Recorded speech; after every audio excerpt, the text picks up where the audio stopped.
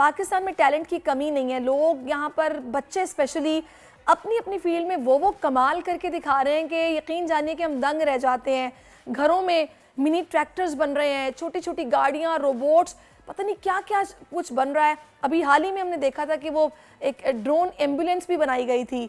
तो बच्चे जो पाकिस्तान के हैं वो कमाल रखते हैं, अपने इस तालीमी करियर को लेकर बहुत कुछ सोचते हैं।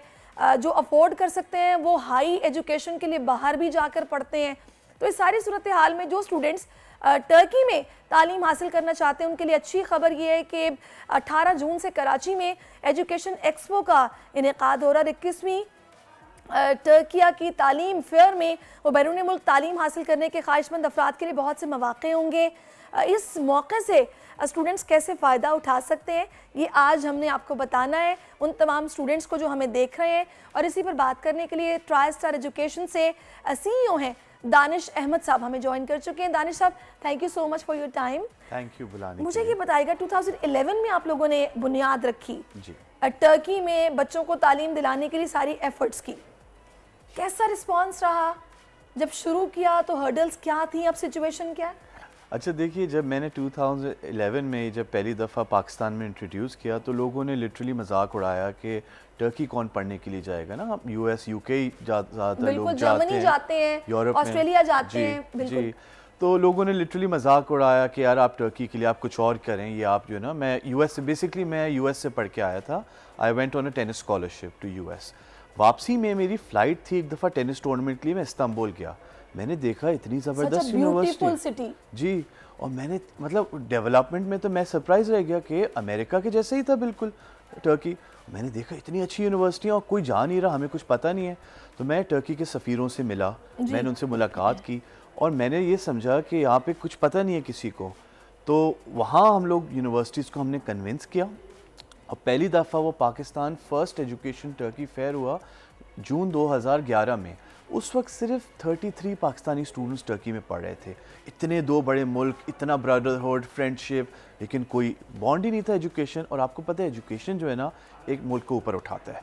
अगर आप अपने बच्चों में इन्वेस्ट करते हैं तो टर्की ने लास्ट 20 ईयर्स में जितनी तरक्की की है ना, ये नतीजा है जो उन्होंने अपने बच्चों में इन्वेस्ट किया था। तो दानिश, मुझे ये बताइएगा, हम लोग के यहाँ नॉर्मली कॉन्सेप्ट है कि अगर आप पाकिस्तान से बाहर जाकर पढ़ना चाहते हैं तो गरीब बंदा अफोर्ड नहीं कर सकता अनटिल एंड अनलेस कि वो स्कॉलरशिप पर जाए जी। तो अभी ये जो टर्की में तालीम बच्चों को मिल रही है, जो यहाँ से जाके पढ़ रहे हैं, स्कॉलरशिप पे पढ़ रहे हैं, कैसे पढ़ाई कर रहे हैं, फ़वाइद उनके लिए क्या हैं? जी, तो जब मैंने कहा 2011 में सिर्फ 33 पाकिस्तानी बच्चे थे, अभी मोर देन 3000 पाकिस्तानी स्टूडेंट्स पढ़ रहे हैं, जिसमें से 40% हमारी फ़ीमेल स्टूडेंट्स हैं।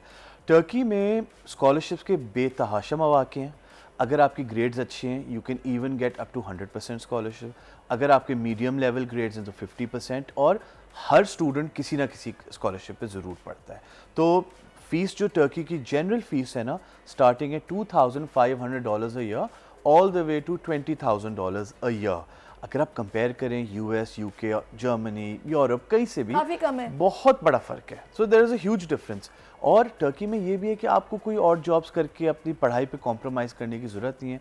क्वालिटी, मेयारी education at an affordable price. ये जो डिग्री आपको टर्की से मिलती है, इसकी एक्सेप्टेबिलिटी क्या है दीगर यूरोपियन कंट्रीज़ में या फिर UK, कनाडा या अमेरिका में? देखिए, Turkey is a full member of the European Union higher educational area. उससे एक तो यूनिवर्सिटीज़ के बाद बेतहाशा फंडिंग है, वो रिसर्च पे इन्वेस्ट करते हैं।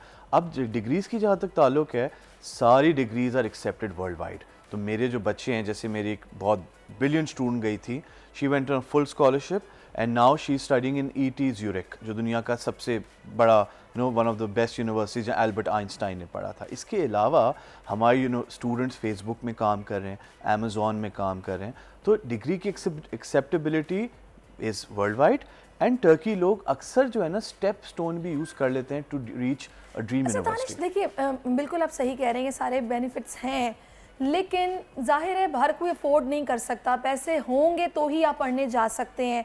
तो आप लोग किस तरह, ये जो भी एक्सपो होने जा रहा है, इसमें आप किस तरह काउंसलिंग करेंगे स्टूडेंट्स की, उन्हें क्या बताएंगे, फ़ायदा क्या है इस एक्सपो का? तो ट्राई स्टार एजुकेशन है हमारी जो कंपनी है, we are the exclusive partners of the universities. हम स्टूडेंट से पहले तो कोई चार्ज नहीं करते। तो जो पूरा आपका प्रोसेस है ना, आप कंफर्टेबली आ सकते हैं। हम समझते हैं कि एजुकेशन के लिए अगर हमें आपके लिए काम करना पड़े to fill your application and complete everything, we don't mind that. तो पहले तो बात ये है कि पूरा प्रोसेस फ्री ऑफ कॉस्ट है, सो आप आइए, एक्सप्लोर करें। सेकेंड चीज़, आपने बिल्कुल सही बोला, आजकल with the dollar increasing, rupee depreciating, बहुत बड़ा डिफरेंस आ गया है।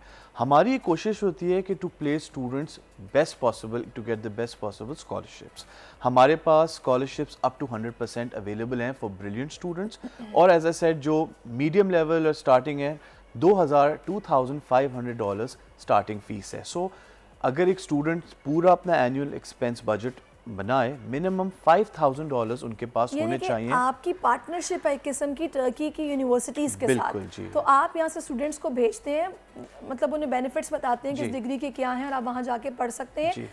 इस पे जो आपने फीस की बात की है, उसमें आप लोगों ने कोई प्लान रखा हुआ है कि जो नहीं अफोर्ड कर सकते इंस्टॉलमेंट्स में पे करें, या उनको आप किसी तरीके से अकोमोडेट करें, फैसिलिटेट करें? जी अच्छा, तो फेयर पे एक तो पहले हमारी कुछ यूनिवर्सिटी स्पेशल स्कॉलरशिप्स प्रोवाइड करेंगी, तो जो फेयर पे लोग अटेंड करेंगे उनको एक स्पेशल स्कॉलरशिप अपॉर्चुनिटी मिलेगी। इसके अलावा हमने जो ट्यूशन फीस हैं, they are paid in instalments, तो कोई अप फ्रंट पे नहीं करनी होती बच्चों को फीस। एंड हम जो ट्राइस्टार है ना, हम इनको A to Z लेके चलते हैं। तो हमारे student support centres Karachi, Lahore, Islamabad में, और एक और ज़रूरी चीज़ मैं आपको बताना चाहूँगा, हमारा एक ऑनलाइन प्लेटफॉर्म हमने अभी बनाया है which is AI enabled। Student जा सकते हैं, किसी को जिसको नहीं एक्सपो अटेंड कर सकता है, जो किसी और शहर से है, वो जाए अपना कोर्स ऑनलाइन ढूंढे, सिटिंग एट होम आराम से ही और शी कैन अप्लाई, एंड पूरा प्रोसेस उसको घर बैठे वो कंप्लीट किया जा सकता है। And Tristar Education provides all the services from your application till you land in Istanbul. आपको एयरपोर्ट पिकअप से लेके जी वी हेल्प। देखिए, कुछ यूनिवर्सिटी सिटी सेंटर में होती है ना, जैसे लंदन स्कूल ऑफ इकोनॉमिक्स है लंदन में, न्यूयॉर्क यूनिवर्सिटी, NYU, इसी तरह टर्की में भी इस्तांबुल में, अंकारा में कुछ यूनिवर्सिटी सिटी सेंटर में होती हैं। वहाँ पर हमारे स्पेशल डॉर्मेट्री अरेंजमेंट्स होते हैं बच्चों के लिए, ताकि वो आराम से सुकून से जा सकें। 40% हमारी फीमेल स्टूडेंट्स होती हैं, और टर्की में रूल है कि डॉर्मेट्रीज जो होते हैं वो सेपरेट होने ज़रूरी होते हैं, मेल्स और फीमेल्स के लिए।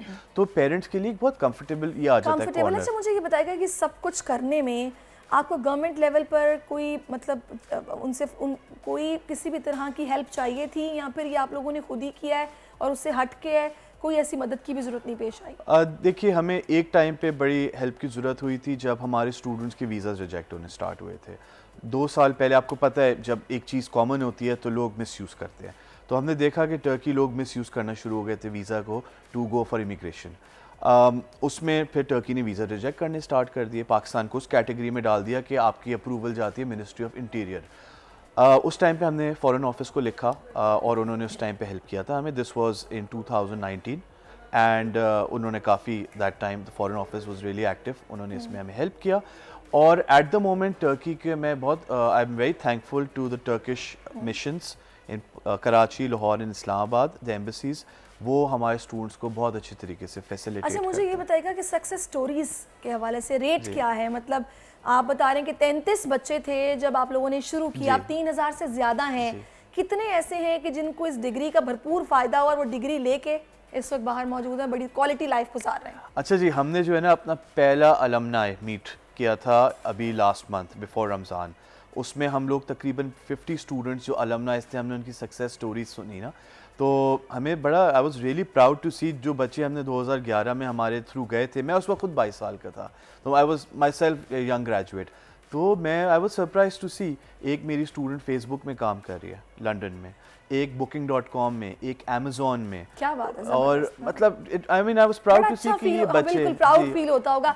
क्यों आपको स्टूडेंट्स एक्सपो सेंटर में ज्वाइन करें, क्या मैसेज देंगे आप? अच्छा जी, सो इंशाल्लाह ये 18th को संडे को कराची में है PC होटल, ट्यूसडे को इंशाल्लाह लाहौर में PC होटल में, और थर्सडे को इस्लामाबाद सरीना होटल में इंशाल्लाह।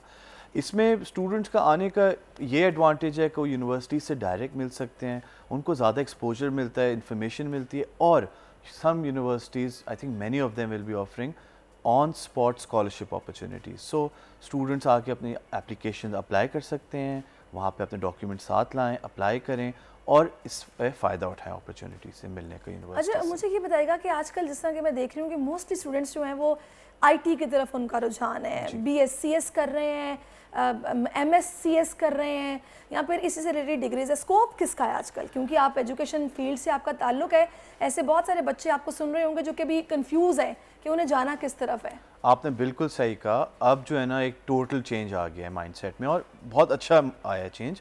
आईटी कंप्यूटर साइंसेस की तरफ बेतहाशा रुझान है। पहले हमारे 20% लोग अप्लाई करते होंगे, अब 50 to 60% स्टूडेंट्स अप्लाई सिर्फ आईटी के लिए करते हैं। हम साल में तकरीबन 5000 एप्लीकेशन प्रोसेस करते हैं, जिसमें से 50 to 60% आईटी के लिए। आपने बिल्कुल सही फरमाया, IT is a growing field, और आईटी में बेतहाशा स्टूडेंट्स के फ़ायदे हैं। वो घर बैठे income they can generate income, उनको कहीं जाने की ज़रूरत नहीं है।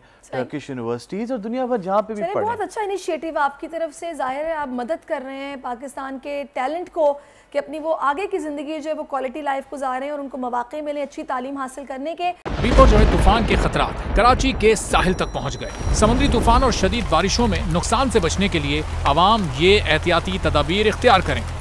दफ़ा 144 पर अमल करें और हरगिज साहिल का रुख न करें।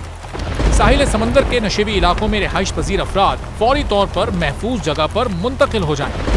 दौरान बारिश और आंधी में गैर जरूरी बाहर निकलने से परहेज करें। तमाम जरूरी अद्वियात प्लास्टिक के बैग में अपने साथ रखें।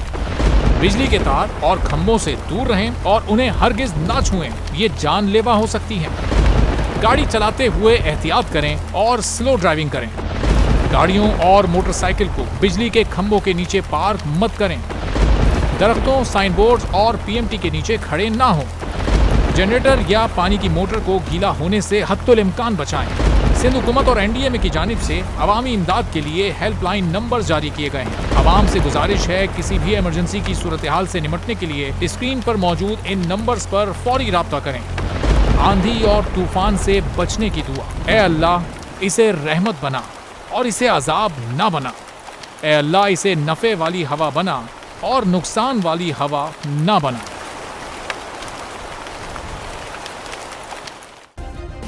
सब्सक्राइब करें और बेल दबाएं ताकि कोई खबर रह न जाए।